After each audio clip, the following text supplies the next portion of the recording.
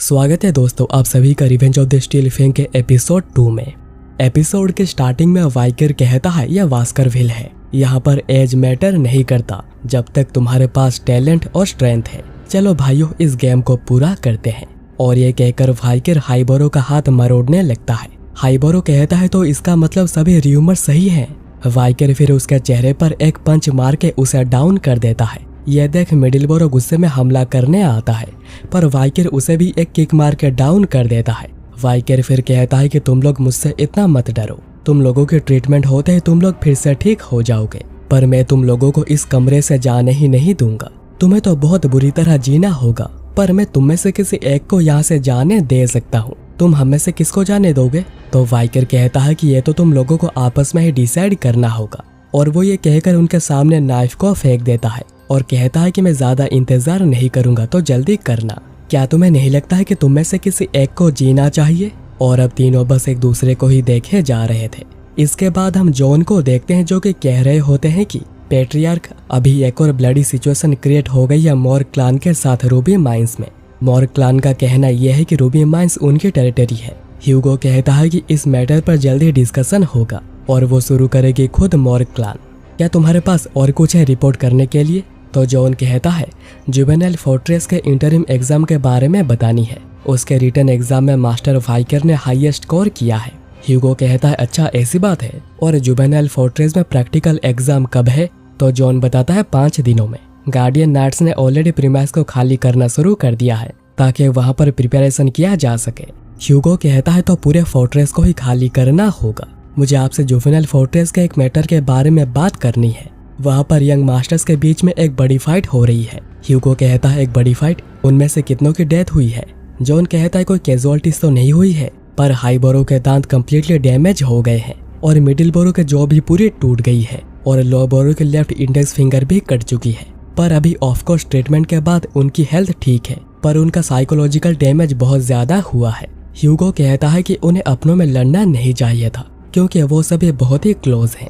John कहता है कि एक और यंग मास्टर है जिनके साथ भी प्रॉब्लम चल रही है, जिसने इन 3 यंग मास्टर्स का ये हल किया है, और वो है 8 साल के यंग मास्टर वाइकर जिन्होंने रिटन टेस्ट में हाईएस्ट स्कोर किया है। और ये सुनकर ह्यूगो सरप्राइज हुआ था।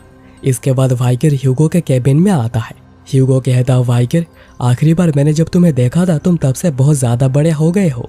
वाइकर फिर ह्यूगो को पैट्रियार्क कहकर एड्रेस करता है। तो ह्यूगो कहता है पैट्रियार्क हाँ मैं वही हूँ, और मैंने सुना तुमने तुम्हारे सीनियर ट्रिपलेट्स को डिसेबल्ड कर दिया है। वाइकर कहता है कि अगर आप उन ब्रदर्स की बात कर रहे हैं, मुझे लगता है कि उसके बाद उनका ट्रीटमेंट हुआ है। तो ह्यूगो कहता है मैं उनके फिजिकल डिसेबिलिटीज की बात नहीं कर रहा, मैं बात कर रहा हूँ उनके दिमाग में जो चोट लगी है। उस दिन से ही वो तीनों अलग अलग खा रहे हैं और अब तक वो एक दूसरे से बात तक नहीं करते। उनकी कॉम्बिनेशन टेक्निक सच में काफी अच्छी थी, पर अभी तो उनका रिश्ता ही पूरा टूट गया है। क्या तुम्हें नहीं लगता है कि यह गलत है? वाइकर कहता है गलत? आखिर मैंने क्या किया जो कि गलत है? तो ह्यूगो कहता है कि तुम्ही नहीं तुम्हारे भाइयों की यह हालत की है। तो वाइकर कहता है कि पर मैं तो स्ट्रॉन्ग हूँ ना, तो आखिर एक स्ट्रॉन्ग इंसान कैसे गलत हो सकता है? तो ह्यूगो कहता है कि तुम्हारे भाई तुमसे पहले आए थे और उन्होंने कहा कि वो तुम्हें खुले दिल से माफ कर चुके हैं। क्या इसके बाद भी तुम्हें कोई गिल्ट महसूस नहीं हो रही? तो वाइकर कहता है क्या उन्होंने मुझे माफ कर दिया? वाइकर को फिर पास्ट लाइफ की एक बात याद आती है, जब एक फैमिली की यंगेस्ट डॉटर ह्यूगो से मिलने आई थी, जिसके फैमिली को वास्करविल क्लान ने डिस्ट्रॉय किया था। वो कुछ साल के बाद एक नन बन गई और ह्यूगो को कहा कि मैंने तुम्हें माफ कर दिया है। और उसके बाद ह्यूगो ने जो बात कही थी अभी वही बात वाइकर कहता है। मैं मानता हूँ कि माफ कर देना एक एक्सक्यूज है जो कि कमजोर देते हैं, क्योंकि वो कमजोरी की वजह से बदला नहीं ले सकते हैं। ह्यूगो थोड़ा स्माइल करते हुए कहता है कि स्ट्रॉन्ग ही हमेशा राज करता है और वीक होना एक सिन है। लगता है कि तुम फैमिली के मोटो को बहुत अच्छे से समझ चुके हो। जॉन, वाइकर को फूड स्टोरेज से जो भी खाना चाहिए उसे दे दो, पर बस उतना ही जो वो कैरी कर सके। वाइकर कहता है कि क्या मैं चॉकलेट ले सकता हूँ? आपका शुक्रिया पैट्रियार्क।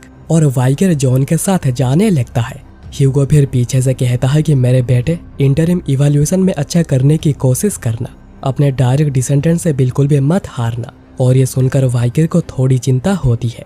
फिर फूड स्टोरेज में जॉन कहता है कि यह है एक इनफेमस चॉकलेट जो कि मॉर्ग क्लान के गवर्नमेंट्स एंजॉय करते थे, और ये सबसे हाईएस्ट क्वालिटी की है जो कि हमने बहुत ही मुश्किल से हासिल करी है। वाइकर कहता है कि मुझे कुछ भी प्रोसेस्ड नहीं चाहिए, मुझे ककाओ बीन्स चाहिए जिसमें कि रिच एरोमा हो। तो जॉन कहता है क्या बीन्स? तो ये रही ब्लडी बीन्स, जो कि अपने रिच एरोमा के लिए बहुत ही मशहूर है। इसके बस एक ही बीन से 100 लीटर चॉकलेट प्रिपेयर किया जा सकता है। वाइकर फिर एक बीन को ऐसे ही खा लेता है। जो देख जॉन सोच रहा था कि ऐसे कड़वे बीन्स को वो ऐसे ही खा रहा है, लगता है कि उसे चॉकलेट सच में बहुत ही ज्यादा पसंद है। मास्टर वाइकर लगता है कि पैट्रियार्क ने उनके लिए जो रेस्ट्रिक्शन सेट की थी जिससे कि वो ज्यादा चीजें ले जा नहीं सकते हैं, तो उन्हें अभी एक मेथड मिल गया है जिससे उन्हें जितनी चॉकलेट चाहिए वो लेकर वो जा सकते हैं। उनकी इंटेलिजेंस तो सच में ही बहुत ज्यादा है। फिर सैफ कहता है कि यंग मास्टर वाइकर, क्या आप चाहते हैं कि हम इन्हें प्रोसेस करके आपके रूम में पहुंचा दें? तो वाइकर कहता है कि नहीं, इसकी कोई जरूरत नहीं, मैं इन्हें ऐसे ही ले जाऊंगा।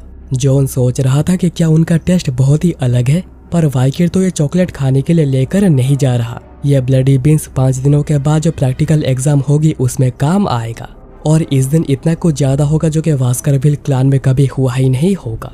और ये एपिसोड यहीं पर खत्म हो जाती है।